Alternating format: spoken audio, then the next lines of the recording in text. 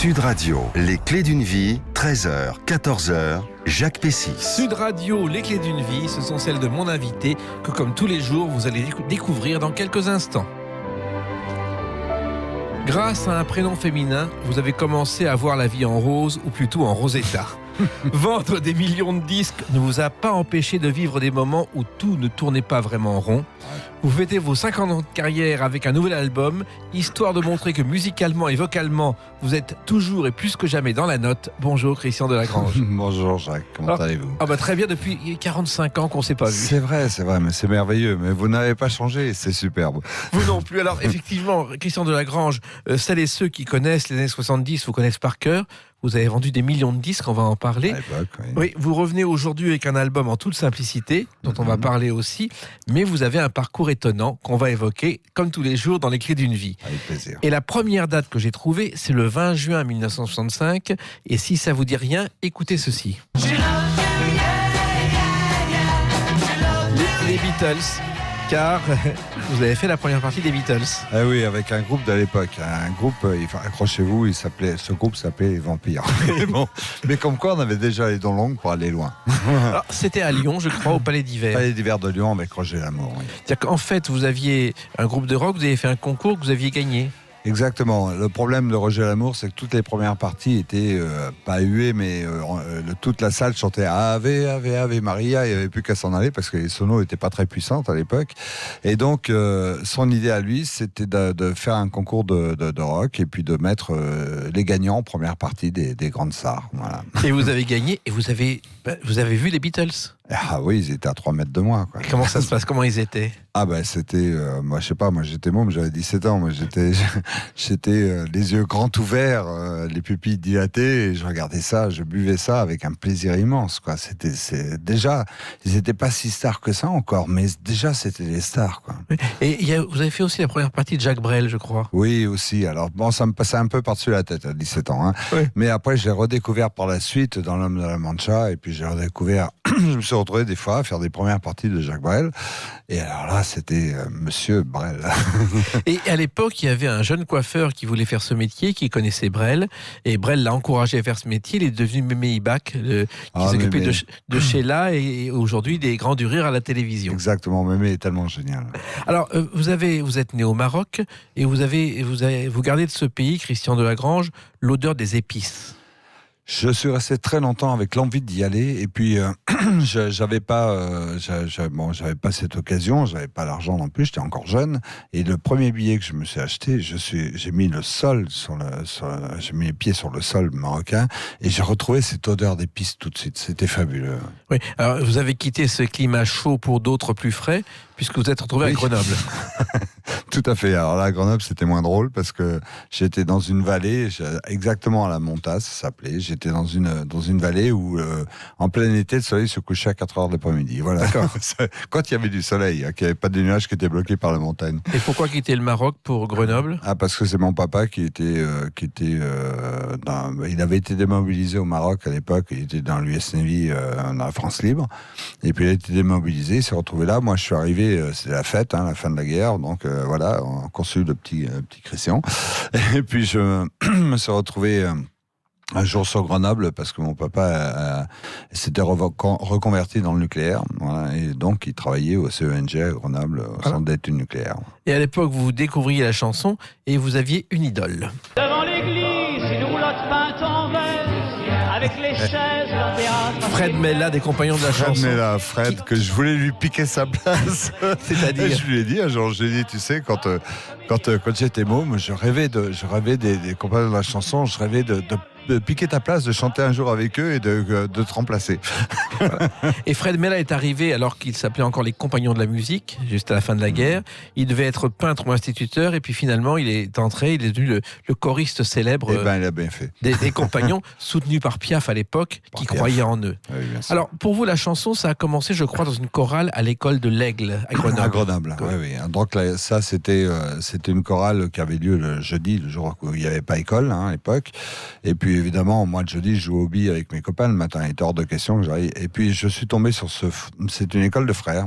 Je suis tombé sur ce frère Pacifique qui s'occupait des 200 bombins que constituait la chorale. Je rêvais un jour de répétition générale. Je regardais ce type-là qui nous faisait chanter le même texte, mais avec des mélodies pas tout à fait semblables. Et j'ai découvert l'harmonie. Et quand j'ai vu ça, je me suis dit, c'est un magicien. Et j'ai été cassé ma tirelire pour lui acheter une vraie baguette de chef d'orchestre. Voilà. Oui, car c'était une baguette de roseau, je crois. Qui était un roseau, oui, à l'époque. Et là, et puis je l'ai gardé en ami toute ma vie. Je me souviens, des fois, je le ramenais, il était à Lausanne après, je le ramenais en avion. Il venait souvent voir ma maman à Aix-en-Provence. Et je le ramenais en avion à Lausanne après. Oui, derrière. car quand vous êtes arrivé dans cette chorale, il a repéré votre voix et vous avez passé une audition sur cette chanson, Christian Delagrange. Ah, c'est bon Dieu. Mon Dieu, mais où avez-vous trouvé ça? C'est exact. Le vigneron monte sa vigne, où es-tu vigneron? Tout à fait. C'était quoi ça? C'est les chansons qu'on chantait à l'époque. Oui. Il y avait ça, puis il y avait Maria et puis Jésus, parce que c'était religieux aussi. Voilà. Donc, et puis je me suis retrouvé à 10 ans soliste de cette chorale, voilà, avec mon premier, la première fois où je suis arrivé à chanter le Pie Jésus dans la chapelle de l'école, et tout le monde se regardait, et j'avais le trouillomètre à zéro, j'étais vraiment très mal. Vous aviez une voix exceptionnelle déjà, et la chanson, c'était pas vraiment votre truc pour l'avenir, Christian Delagrange. J'aimais la musique, tout petit j'aimais la musique, j'aimais bien taper déjà sur les casseroles et tout, c'était super, mais au départ c'était pas ce qui était prévu, non. Et puis vous avez commencé à travailler pour des groupes, et les premiers groupes, les guitares, c'était vraiment des guitares de fortune. Ah, on les fabriquait nous-mêmes. Comment? Ah oui, je sais pas, avec des bouts de bois on les faisait, on avait des plans dans les systèmes, on allait acheter les micros à part, les clés à part, etc. Et puis on montait ça comme ça. Je me souviens d'ailleurs d'un orchestre, le premier orchestre de quartier que j'ai eu, c'était cet orchestre, le guitariste connaissait que 2 accords. C'était vachement pratique. Donc on avait fait une chanson qui s'appelait « Méfiez-vous des blondes, elles sont toutes les mêmes ». Et il y a eu les Médiators aussi. Ça a été le premier orchestre sérieux. Voilà, les Médiators, ouais. Ça c'était à Poisat, à Grenoble. Et c'est là où j'ai rencontré la chanteuse des Médiators, qui fut première fille, première femme. D'accord. Et alors, il se trouve que ces orchestres, ça vous a permis de faire des balles pendant des heures et des heures, d'apprendre votre métier, Christian Delagrange. Ça m'a permis de chanter, d'apprendre à chanter, parce qu'en fait, l'orchestre à l'époque, les guitaristes avaient des amplis très puissants, parce qu'il n'y avait pas besoin que ce soit très fidèle. Et puis nous, on était encore sur les colonnes bouillées, à faire ce qu'on pouvait avec des petites colonnes de 30 watts, là, et donc il fallait hurler pour se faire entendre. Et ça développe un peu la voix quand même, c'est vrai. Et on apprend le métier en chantant pendant 4 heures le samedi soir. Alors là, c'est ce que j'ai fait avec un orchestre dans le sud de la France. Et comme j'étais le seul chanteur, il fallait chanter tout. Oui. Et en anglais? Oui, parce que comme j'étais le seul chanteur, j'exigeais de chanter les chansons de Tom Jones, Gilbert Humperdinck, que j'aimais beaucoup à l'époque. Des 2 premières heures, bien évidemment. Et les 2 dernières heures, j'avais la voix un petit peu cassée, donc je passais sur Lodies Reading, Wilson Pickett, etc. Et je me régalais. Et il y a quelqu'un qui vous a remarqué qui s'appelle Gérard Chakmus. Oui, qui était le bassiste des Chats Sauvages. Et c'est avec lui que je me suis retrouvé à venir sur Paris pour le premier 47 ans. Oui, venir sur Paris contre la vie familiale. Ah, ça. Vous deviez faire sciences économiques? J'avais fait une licence de sciences éco et je devais continuer. Et mon père m'a dit, tu choisis, parce qu'il n'y avait pas de place à Paris, donc retour à Aix-en-Provence. Et il m'a dit, où tu veux jouer le saltimbanque et tu restes à Paris, tu te démerdes. Ou alors tu rentres à la maison, tu continues tes études. Et j'ai dit, le saltimbanque. Voilà. Et vous n'avez jamais regretté? Ah non, je l'avais d'ailleurs lui non plus d'ailleurs, parce qu'après il continuait à me disputer en disant, parce que je travaillais jamais assez pour lui quand je faisais des cours, et après on me voyait pas assez à la télé, on me voyait pas assez ci, on me voyait pas assez ça, il fait que j'avance tout le temps. Voilà. Et c'est bien, c'est merveilleux. Et c'est comme ça que ça a commencé. Et puis il y a une date très importante aussi pour vous, c'est le 3 février 1971. On en parle dans quelques instants sur Sud Radio avec Christian Delagrange. Les clés d'une vie, celle de mon invité Christian Delagrange, le retour avec un nouvel album en toute simplicité, le premier depuis 10 ans, on va en reparler, mais on revient sur vos dates du passé, de votre gloire, et le 3 février 1971, alors c'est une télé, c'est la première télé officielle, Aujourd'hui Madame sur les personnes âgées, et vous n'êtes pas Christian Delagrange, et vous chantez ceci. Ah oui. Chris Galbert. Chris Galbert dans cette émission, c'est vous. Et c'est votre première télé, vous en souvenez? Je me souviens plus trop, non. Ouais. Il s'est passé tellement de choses. Voilà. C'est vrai que c'est merveilleux de me le rappeler. Et alors, Chris Galbert, pourquoi? Ah, parce que mon papa voulait pas, voilà. Donc j'ai chanté, j'ai changé de nom. Voilà, Nom trouvé dans l'annuaire, je crois. Oui, c'était. Alors à l'époque, c'était un anglais qui était à la mode, donc j'ai mis mon doigt comme ça. Il y avait Galbert. Donc, j'ai mis 2 L pour que ça fasse plus anglais. Voilà. Et ça a marché. Et Carmen a été un immense succès. Je crois que 350 000 exemplaires. Exactement, oui. Ça a été très bien. Et puis après, le second, ça a été pas mal. Et puis le troisième, on s'est ramassé. Donc ça met les pendules à l'heure. Hein. Oui. Ça apprend à un petit jeune qu'il faut garder la tête sur les épaules. Et à partir de ce jour-là, vous avez vécu des moments difficiles. Je crois que pendant des mois, vous avez vécu dans une chambre de bonne avec l'eau sur le palier. Ah ben même quand ça marchait. Hein. Oui. J'avais ma chambre de ma mansarde là, oui, au 6e étage. J'étais près des Champs-Élysées, c'est rue de la Boétie, c'est merveilleux. Ou du comme Colisée, Dalida. Je sais plus. Oui, Dalida et Alain Delon ont débuté dans des chambres de bonne identiques dans le quartier. Ouais, c'est marrant. Et puis bon, je faisais avec ce que j'avais à peu près l'équivalent de 300 € par mois pour vivre, hein, pour me loger et vivre. Donc, malgré les ventes de disques. Ah oui, mais j'ai jamais rien touché. Ah bon, d'accord. Alors ensuite, vous allez chercher des producteurs et c'était pas facile de trouver des bons producteurs qui vous payent. Ah bah là, Charlot, il y en avait beaucoup. Et puis un jour, il y en a un qui me dit, moi je connais tout le monde dans le métier. Tu vois, regarde le gars qui joue au flipper, c'est le producteur de la vieille Alexandre Winter. Ce que j'ai fait, je dis ah bon. Je suis allé le voir, je lui ai tapé sur l'épaule. Je lui ai dit, moi je suis Chris Galbert, j'aimerais travailler avec vous. Et il m'a dit, on va se rencontrer. Puis c'est parti comme ça. Ce garçon, c'était Léo Missire, qui a été un des directeurs artistiques de Barclay, qui a écrit des chansons pour Denis Escudero, qui a été le producteur de Daniel Balavoine et qui a découvert Nicoletta dans les caves de Barclay quand elle rangeait les disques. Et qui était le mari de Patricia Carly. Exactement, et Patricia Carly, on s'en souvient à travers une chanson. Arrête, ne me touche pas, je t'en supplie, aie pitié de moi. Alors cette chanson est un succès en 1963, et ce qu'on ne sait pas, c'est que Patricia Carly, qui vit toujours aujourd'hui, s'est reconvertie comme auteur. Tout à fait, oui. Elle écrit énormément de chansons, auteur-compositeur. Et Patricia, lorsque je l'ai rencontrée, c'est avec Léo Missire, elle est venue me voir avec cette chanson qui s'appelait Rosetta et qui correspondait pas trop à ce que je faisais à l'époque, quand même. C'est assez rock'n'roll. Et donc, elle me fait écouter ça et elle me voit faire une drôle de tête. Elle me dit, mais ça te plaît pas, si tu veux, on change Rosetta en Patricia. Et là, je réfléchis 2 secondes, je dis le texte, j'ai envie de te faire l'amour, combien de nuit, combien de jours, Patricia, oulala, je suis mal barré, parce que c'est la femme du producteur. Je dis non, Rosetta, c'est vachement original. Et on s'est retrouvés en studio, à l'époque, c'est Jean Bouchetti qui faisait les arrangements. En tant qu'homme galant, il nous accueille, et bien sûr, s'adresse à Patricia Carly en premier, il lui fait bonjour, ma chère Rosetta. Et là, je me suis littéralement étranglé. Elle m'a regardé, elle m'a dit oui, mon vrai prénom c'est Rosetta. Et voilà, et c'est devenu une chanson à succès.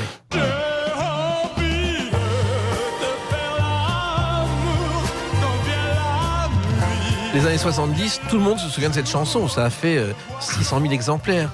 Ah non, 1,2 million. 1,2 million. Ça vendait bien. Ouais, c'était facile à l'époque. Oui, mais enfin, il fallait quand même avoir de la voix. Ouais. Et il y a eu cette chanson donc, qui a été un immense succès. Vous avez commencé à faire toutes les radios. Moi, je me souviens de vous à RTL non-stop où je vous interviewais tous les 3 mois. Voilà. Et tous les 3 mois, vous faisiez un nouveau 45 tours. Oui, on en faisait beaucoup à l'époque. Oui, il fallait alimenter. Voilà. Et le succès est immense et il continue avec Sans toi, je suis seul.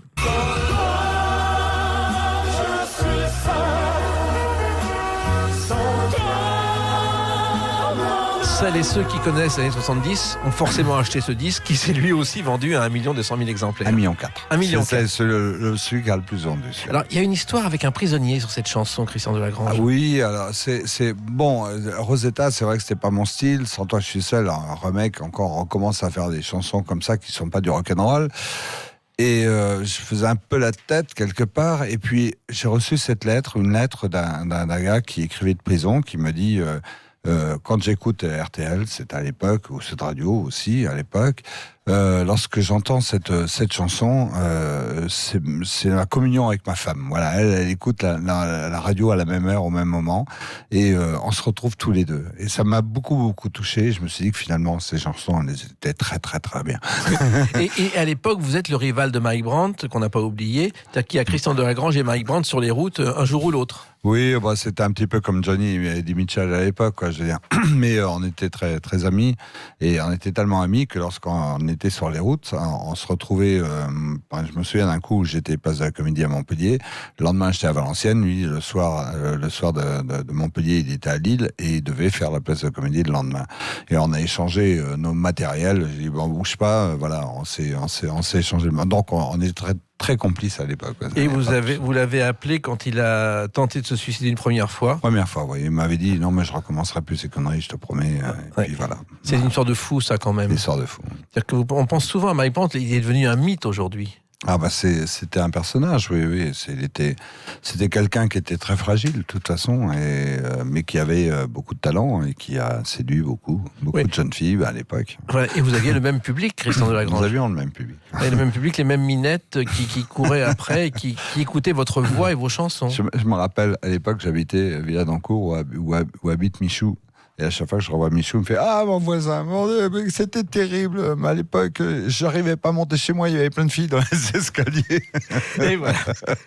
Ça a continué votre carrière et on en parle dans quelques instants à travers une autre date, le 6 novembre 1974. A tout de suite sur Sud Radio avec Christian Delagrange. Et le 6 novembre 1974, ça vous dit quelque chose ? Au Palais des Sports, c'est la première de ceci. Ah oui. Ah moi j'étais pas. Oui, mais c'est la première. C'est la première de la Révolution française, qui est un spectacle, le premier opéra rock, bien avant. Tout à fait. Bien avant les autres, bien avant Les Misérables ou C'était bien 1780. foutu, c'était bien ficelé quand même. Et vous êtes dans cette aventure. Alors je suis dans l'aventure de la partie des 100 jours qui ont été faits au théâtre Mogador. Oui, ensuite. Voilà, par la suite. Et donc, comme j'étais le fil rouge de la comédie, donc j'avais chanté beaucoup dedans. Et c'était un régal parce que tous les jours, je retrouvais un de mes aïeux qui était Camille Desmoulins. Oui, car vous descendez par vos grands-parents de Camille Desmoulins. Oh oui, même pire que ça. Enfin, ça remonte à François Ier, machin, un truc et tout. Et puis, j'en ai même un, c'est Roger Desmoulins qui remonte de 1150. On est remonté jusque-là, qui était le 8e grand maître de l'ordre de Jérusalem, de Saint-Jean de Jérusalem. Voilà. Et vos grands-parents, vous avez vécu, je crois, avec eux à Épernay pendant quelque temps. Je suis resté avec eux à Épernay, c'était important. Oui. C'est quand je suis un petit revenu 6 mois un petit peu avant mes parents du Maroc. Alors, dans cette comédie musicale, dans cet opéra rock, vous êtes Charles Gauthier, c'est un fils de boutiquier qui est devenu député de Paris au moment de la Révolution française. 1743, voilà. Depuis 1743. Qui est amoureux d'une aristocrate, ce qui n'est pas terrible à cette époque-là. C'est impossible, Isabelle de Moment. Voilà, et Camille Desmoulins est là, donc il est avocat, journaliste et meilleur ami de Robespierre. Ouais. Sauf que Robespierre va le faire guillotiner ensuite. Exactement. C'est quand même tout ça.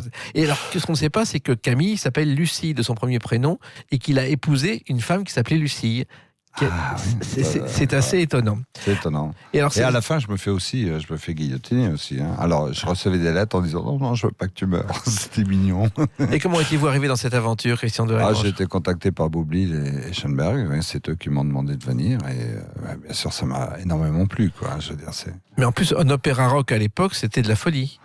Il y avait des vrais musiciens. C'est-à-dire qu'il y avait dans la fosse avec les musiciens. C'était pas des bons de son. C'était pas, voilà. Il y avait les vrais musiciens. Il y avait 70 musiciens qui étaient là. Et c'est une belle expérience. C'est fabuleux. C'est-à-dire qu'il y avait eu un album qui avait marché. Ouais. Il y avait eu, je crois, Martin Circus a joué dedans. Beaucoup de gens ont joué dedans. Oui. Et c'est devenu quelque chose qu'on a malheureusement oublié. Sauf que Yanni, plein d'artistes comme ça. Et Boublil et Schoenberg ont fait Les Misérables aujourd'hui, qui est le spectacle le plus vu dans le monde. C'est fabuleux. C'est une belle aventure. Vous pensiez que ça marcherait comme ça, que les comédies musicales de ce genre avaient un avenir, Christian Delagrange ? Non, franchement pas. Non. Mais après, je devais faire le Comte de Monte Cristo, je ne sais plus avec qui. Et malheureusement, cette personne est décédée. Donc, ça s'est pas fait, mais j'aurais tellement aimé faire Monte Cristo jeune. Voilà. Et c'est ce que je dis toujours à mes enfants, enfin, ce que je leur ai dit à l'époque. Lisez ce bouquin, c'est fabuleux. Quoi. C'est une revanche sur la vie qui est belle. Alors, ça vous a pas empêché de continuer à chanter et à multiplier les places, ce qui n'était pas encore le top 50, mais le hit parade. Et une de ces chansons, c'est Petite fille. Petite fille, je sais pourquoi tu pleures tous les jours. Tu es en train d'apprendre. Celle-là est au fond de la mémoire de plein de gens, je crois, Christian Delagrange. Plein de petites filles qui sont devenues des femmes, maintenant, qui sont restées des petites filles au fond de leur cœur, de toute façon. Et des parents qui maintenant apprennent vos chansons à leurs enfants. Oui, c'est surprenant. Oui. J'ai des petites filles, des fois, hier, il y en avait 2. Il y en avait une de 5 ans et une autre de 8 ans. Et celle de 5 ans faisait la tête parce que celle de 8 ans m'a approché, pas celle de 5 ans. Elle a eu du mal à m'approcher. Elle boudait. Comment ça s'explique, ça, Christian Delagrange? Je sais pas, je crois que c'est... On a besoin, je crois qu'on a tous besoin d'affection aujourd'hui, et puis moi j'ai besoin d'affection des gens et je leur rends aussi à ma façon, quoi. Je veux dire quelque part. Oui, vous avez un public de fidèles, c'est étonnant, depuis 45 ans, ils vous suivent. Tout à fait, oui, tout à fait.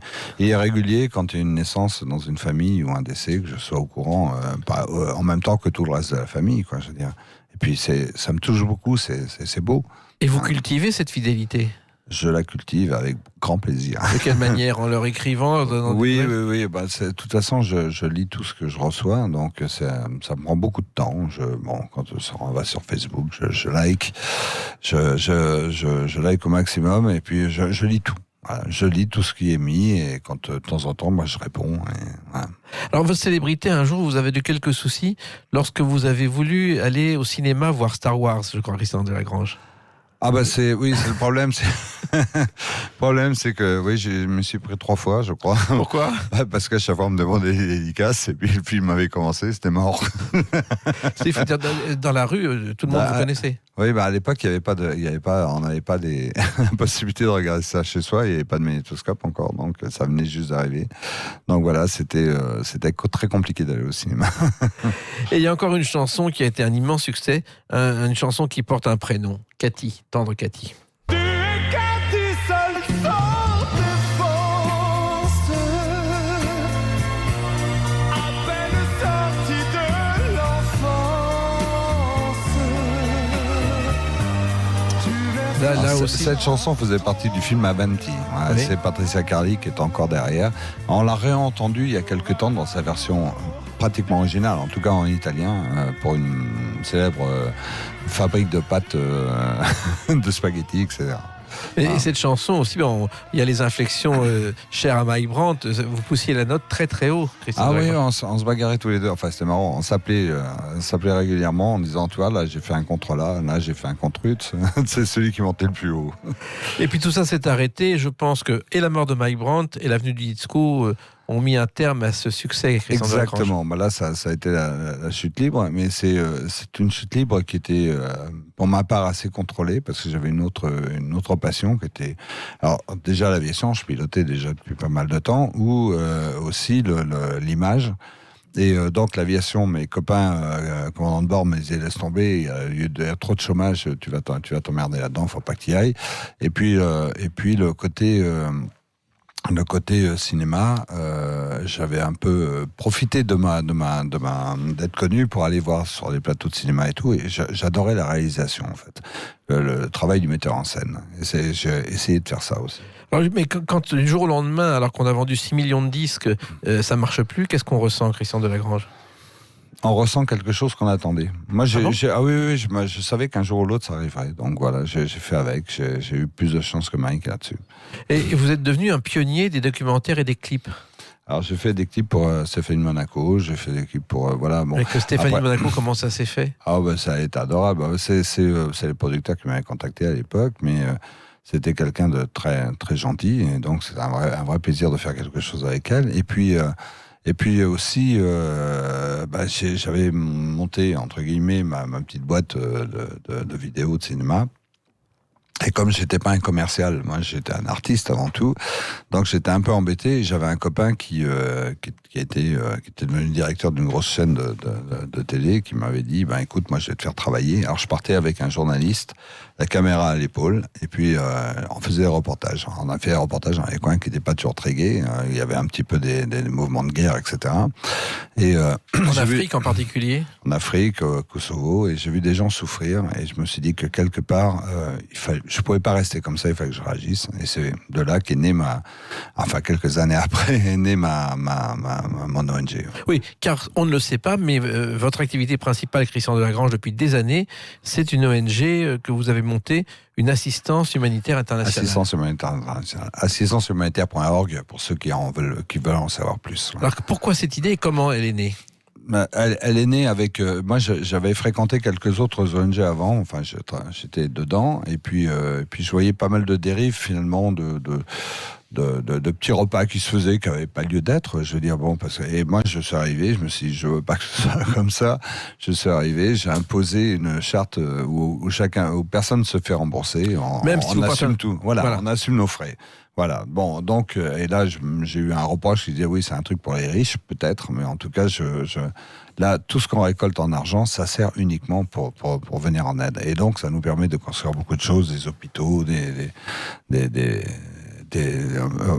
les gens iront sur le site et ils regarderont. Ils Mais verront ce qui est tout ça. étonnant, c'est que des ONG, d'abord les ONG, on ne le sait pas, mais ça remonte à 1839, et l'Institut de droit international à Gand, qui a reçu le prix Nobel de la paix, c'est la première fois qu'on parle d'organisations non gouvernementales, qui sont les ONG, et finalement les ONG, les vraies, ça date du lendemain de la création de l'ONU, en 1945, des Nations Unies, et la charte des Nations Unies a prévu ces ONG dont tout le monde parle aujourd'hui. Voilà. Alors, les gens en parlent beaucoup, mais vous jamais, Christian Delagrange. Mais j'en parle pas parce qu'on fait ça discrètement et parce que justement on n'est pas une institution gouvernementale et on n'a aucune subvention, on se débrouille par nous-mêmes, on fait plein de choses comme ça. C'est-à-dire qu'au début vous avez tout monté et ensuite il y a eu une équipe qui vous a rejoint. Oui, au départ, je faisais le camionneur, je faisais tout à la fois. C'est vrai, on n'était pas nombreux. Et petit à petit, ça s'est étoffé. Petit à petit, on a eu les budgets pour faire beaucoup plus, pour aller plus loin. Et là, on est en train de construire à Kétou, au Bénin, on construit un hôpital qui, semble-t-il, n'est pas très gros pour la France. Il fait que 1800 mètres carrés. Ouais. Mais c'était avant 100 mètres carrés pour 400 000 habitants. Là, ils vont avoir un vrai... Parce que ce qui est important, c'est en fait leur apporter l'occasion soit de se cultiver, hein, on construit des écoles aussi, soit aussi de se faire soigner sur place, vivre et travailler au pays, c'est important. Voilà. Vous voyagez régulièrement, je crois que votre ONG travaille dans 25 pays. Alors on est dans 20 pays, 25 en prenant des petites actions de rien du tout, donc on les compte pas, c'est surtout 20 pays en fait. Oui. Et 20 pays pour lesquels vous travaillez. Je crois que la base finalement, ça a été vos fans. Oui. Ah bah, j'ai eu beaucoup d'encouragement. C'était comme ça avec une ancienne ONG avec qui je travaillais, et qui m'envoyait. Alors je leur disais, voilà, j'ai ça en projet. Alors ils m'envoyaient un petit peu d'argent pour essayer de construire ça. Et pour trouver l'argent, comment vous faites à chaque fois, Christian Delagrange? Alors oui, il y a beaucoup de spectacles, il y a beaucoup de copains chanteurs qui viennent gratuitement chanter pour cette fin-là. Donc je les saluerai jamais assez. Ils sont 70 aujourd'hui. Voilà, ça avance. Et vous êtes spécialisé, je crois, dans l'aide paramédicale. L'aide médicale tout court, oui. Oui. C'est souvent, là dernièrement j'étais au Bénin et j'ai assisté à des opérations chirurgicales et c'est marrant parce qu'au fur et à mesure je note sur un petit carnet et il nous manque ça, il me manque ça, au fur et à mesure que l'opération se fait, je note tout ce qui va pas, tous les problèmes qu'ils rencontrent et comme ça on construit l'hôpital dans de bonnes conditions. Vous faites ça avec un bonheur total, je n'aurais jamais imaginé ça au départ. Non, je le pensais pas, mais c'est tellement enrichissant. C'est-à-dire que ces gens vous apportent tellement de bonheur, tellement de valeurs. Ils nous apprennent les vraies valeurs de la vie. Et ça, c'est merveilleux. Alors, la chanson, vous y êtes revenu, curieusement, par la Belgique, je crois, Christian Delagrange. Oui. Alors ça, c'est une histoire un petit peu longue à raconter, mais enfin bon, c'est vrai qu'un jour, j'ai rencontré quelqu'un qui m'a proposé de faire des compilations, et je ne savais pas trop ce que c'était, et puis bon, je me suis dit, bon, allez, mes enfants auront des CD comme tout le monde, et puis bon, on a fait disque de platine, et après, la France s'est intéressée à ça, on a fait la même chose, et puis finalement, on est reparti sur les routes. Voilà. Et il y avait des chansons d'aujourd'hui et des chansons d'hier et même d'avant-hier, comme celle-ci. C'est aujourd'hui dimanche. Quelle histoire, cette chanson. Les Roses Blanches, que vous avez réenregistrées, de Bert Silva. Voilà, 1935, Voilà. 33, je crois, je sais plus. Oui. Et quand j'ai enregistré, évidemment, on reprend le texte dans les mains, on l'a sous les yeux, on essaie de l'interpréter du mieux qu'on peut et essayer de faire vivre la chanson et de vivre avec. Et à chaque fois, c'est quand je suis tombé deux fois de suite sur les tu n'as plus de maman, à chaque fois je me suis mis à pleurer, je faisais signe derrière la vitre en disant stop, on recommence, quoi. Et c'est vrai qu'elle est très émouvante. Oui. Et il y a eu une enquête qui a été faite en 1936 et la majorité des Françaises, des jeunes filles entre 13 et 15 ans, leur idole c'était Bert Silva avec cette chanson. Comme quoi ça traverse les époques. Voilà, ça traverse les époques. Et Bert Silva, c'était la chanteuse de la misère. Il y a beaucoup de légendes qui courent sur elle, totalement fausses. C'était une reine du marketing aussi avant la lettre. Mais finalement, ces chansons, comme d'autres, on touchent le cœur du public. Et vous avez enregistré des chansons de Beko, d'Aznavour, pour leur rendre hommage. Tout à fait, oui. Ouais, Beko, c'était quelqu'un de très fidèle. Là, j'étais avec lui dès le départ. Enfin, la première télé que j'avais fait avec Guy Lux, il était là, il m'avait fait signe de venir.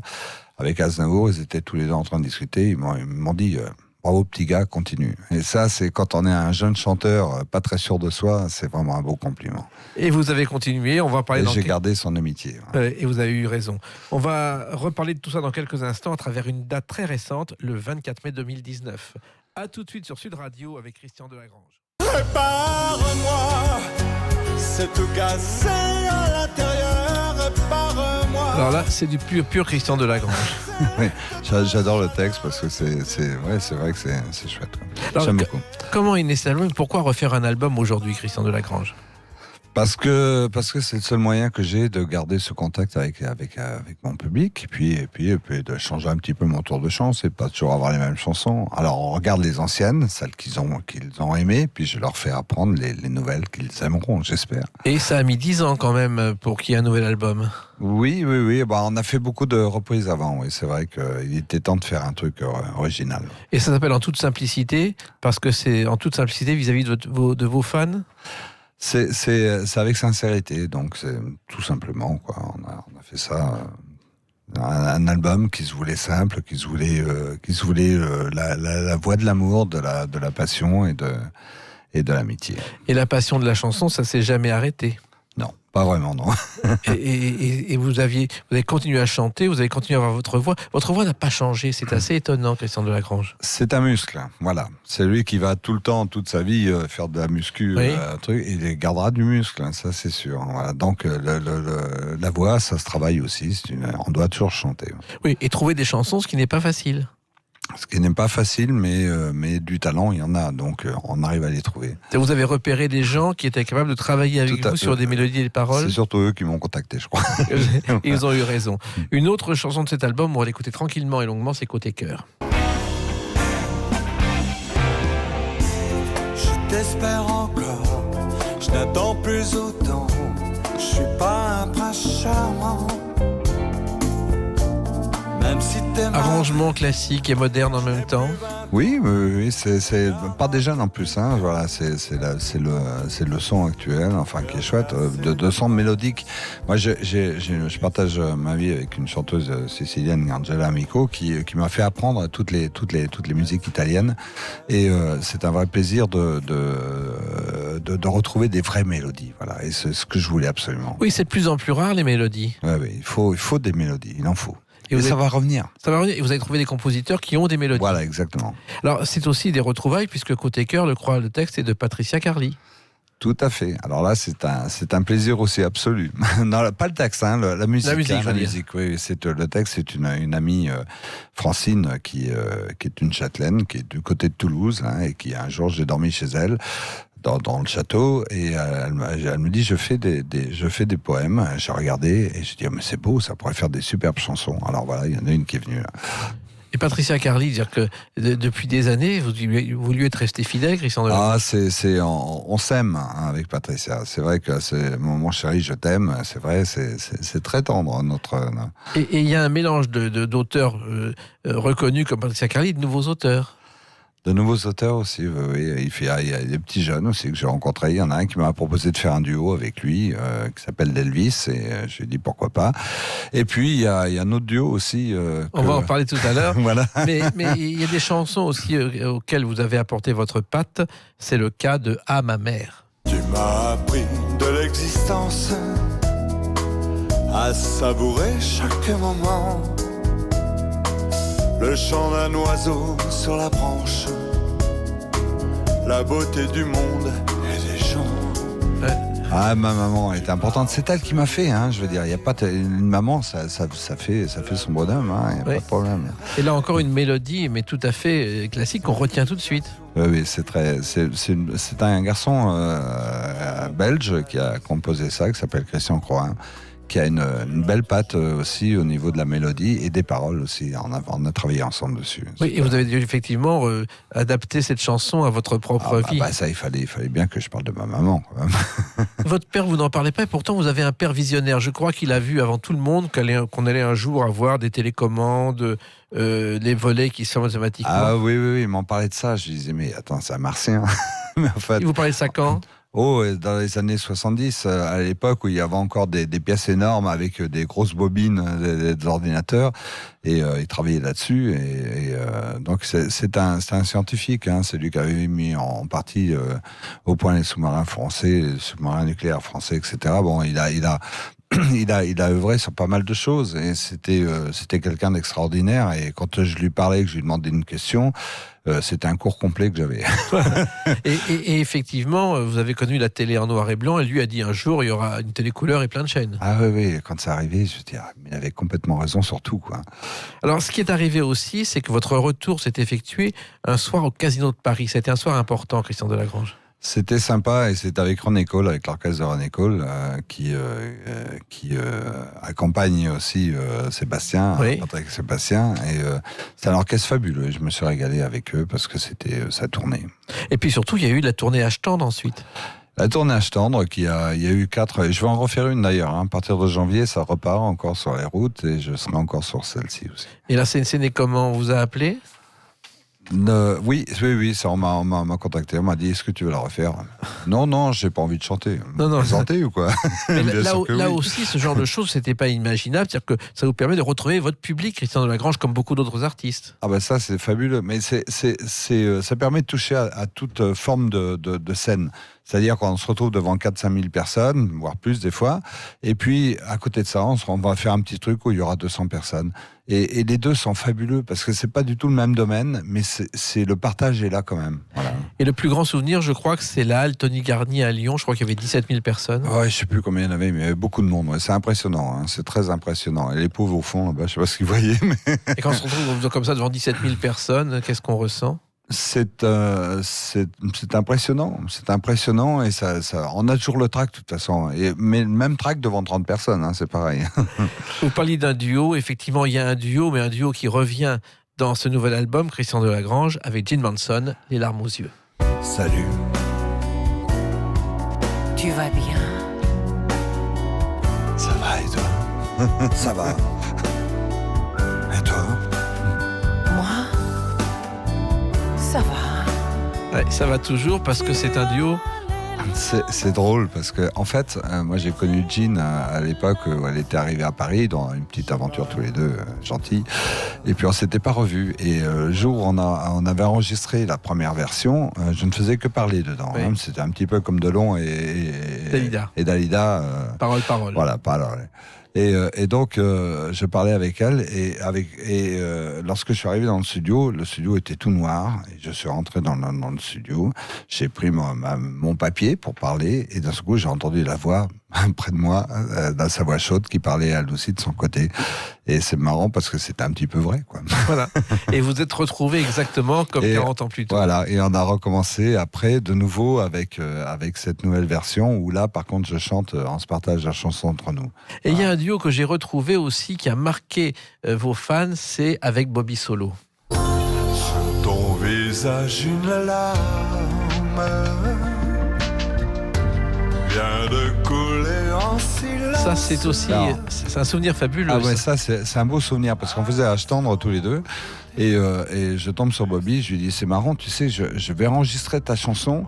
Elle me dit ah bon, tu vas enregistrer? Je dis oui. Elle me dit en italien? Non, je vais la faire en français. Je viens chanter avec toi, je l'ai jamais chanté en français. Oui, et cette chanson, il l'a chantée au Festival de San Remo en 64. Il a été éliminé, disqualifié parce qu'il avait chanté sur un playback, et finalement il a vendu 3 millions de disques ensuite. Quel talent il a quand même. Extraordinaire. Il continue à chanter aujourd'hui. Bien sûr. Et sur ce nouvel album, en toute simplicité, il y a un titre qui rappelle un film, Et Dieu créa la femme. Femme objet nue dans les magazines, femme d'action, femme fatale, héroïne, au foyer coincée dans la cuisine, femme du monde au fond d'une limousine. Là, c'est un hymne à la femme. Oui, c'est un petit hommage à la femme dans toute sa condition d'ailleurs, parce que mais, mon Dieu, la femme est tellement importante, c'est l'avenir de l'homme, comme on le sait. Oui. Et puis même, au milieu de tout ça, quand même, des fois on est un petit peu en guerre quand même. Donc ce qui me permet de dire, la femme, c'est le meilleur ennemi de l'homme, finalement. Vos chansons, il y a des mélodies, mais il y a aussi des histoires, ce qui est rare aujourd'hui, Christian Delagrange. Oui, il y a beaucoup d'histoires, parce que c'est toujours un peu autobiographique, une chanson. Enfin, ça devrait toujours l'être, finalement. Et Dieu créa la femme, c'est un film célèbre avec Bardot, qui a eu aucun succès en France et qui a été lancé à New York et qui est revenu en France ensuite. Bon, ça, on ne le sait pas toujours. Et puis, il y a une chanson que moi, je trouve la mélodie est fabuleuse, c'est L'Infidèle. Elle aurait bien voulu partir, quitter cet homme sans avenir, qu'elle n'aime plus depuis toujours. Elle aurait bien voulu partir, pour lui qui a su la séduire, serait-ce enfin le grand amour. Là aussi, Ça, c'est aussi une belle chanson de Christian Coin, aussi, mon ami belge, qui a une fabuleuse chanson, qui a un très bon mélodiste. Hein. et là aussi, c'est une histoire d'amour rare, c'est-à-dire qu'elle l'aime plus depuis qu'elle l'a épousé. En fait, ouais, elle l'a jamais aimé, quoi. C'est ça que ça veut dire. Mais j'aime beaucoup cette phrase qu'elle n'aime plus depuis toujours. Et finalement, vous n'avez pas sacrifié à la mode des sons. Les mélodies, vous les soignez beaucoup. C'est important pour votre voix, pour votre réputation. Je sais pas si c'est pour ma réputation, c'est simplement pour ma passion elle-même, pour vivre cette passion. Oui. Et cette passion, vous la résumez dans une chanson, J'adore. J'aime tant la puissance du son qui t'entoure, avec tellement de feeling autour, quand la soul music est de retour. Oh, j'aime tant Wilson Pickett. Voilà. Ça, c'est mes vieux souvenirs, mes vieux souvenirs, mais de chanteur de baloche, Ouais. quand je chantais pendant 4 heures, hein, Voilà. quand on en parlait tout à l'heure. Et cette soul music, quand vous dites elle est de retour, la musique que vous aimez n'est pas dépassée, bien au contraire, Christian Delagrange. Non, mais je crois que la musique ne se dépasse jamais, elle est éternelle, la musique, et c'est ça qui est beau, c'est qu'on redécouvre tout le temps des nouvelles choses. Vous continuez à chanter, je crois que vous faites au moins 60 galas par an, sinon J'en fais plus. beaucoup. Ouais, Beaucoup. À chaque fois avec vos anciennes et nouvelles chansons. Oui, je mélange, bien sûr, parce que moi, quand je vais voir un artiste que j'aime, j'ai envie d'entendre les anciennes aussi, donc c'est normal. Et vous faites aussi des croisières musicales. Je fais des croisières, alors c'est toujours au profit de mon ONG, c'est une façon de faire rentrer de l'argent, c'est important, c'est le nerf de la guerre, et donc voilà, à ce moment-là, on le fait comme ça, et puis ça c'est merveilleux de passer une semaine ou 3 jours, 4 jours, 10 jours avec des gens. Je me suis fait plein d'amis, j'ai même mon toubib, moi j'habite dans le sud de la France, lui il est à Valenciennes. C'est pratique. C'est devenu mon toubib. Je l'appelle, je dis voilà, j'ai ça. Il me dit voilà, oh, t'inquiète pas, c'est bon. Vous coulez des jours heureux près de Montpellier tout en travaillant énormément. Tout en travaillant un moment. Mais je prends énormément plaisir de rentrer chez moi, donc je me lasse pas. Alors cet album est sorti. Maintenant, qu'est-ce que vous allez faire? Vous allez continuer les concerts, les galas? Ah bah ça continue, et Ashton donc qui continue aussi, et puis les galas qui continuent avec, et puis les croisières, et puis tout. Et votre ONG. Et mon ONG surtout. En tout cas, merci d'avoir évoqué ce parcours, merci d'avoir fait cet album en toute simplicité et d'avoir parlé en toute simplicité. Et vous revenez sur Sud Radio quand vous voulez, puisque comme vous, nous parlons vrai. Merci à vous, Jacques. Merci, j'étais ravi de vous retrouver. On n'attend pas 45 ans pour se retrouver. J'espère. Dans quelques instants, on retrouve Brigitte Lahaie. Ensuite, ce sera Tina McDean, puis les vraies voix de Sud Radio. Et nous, on se retrouve demain à 13h pour d'autres clés d'une vie. Bonne journée, merci, à demain.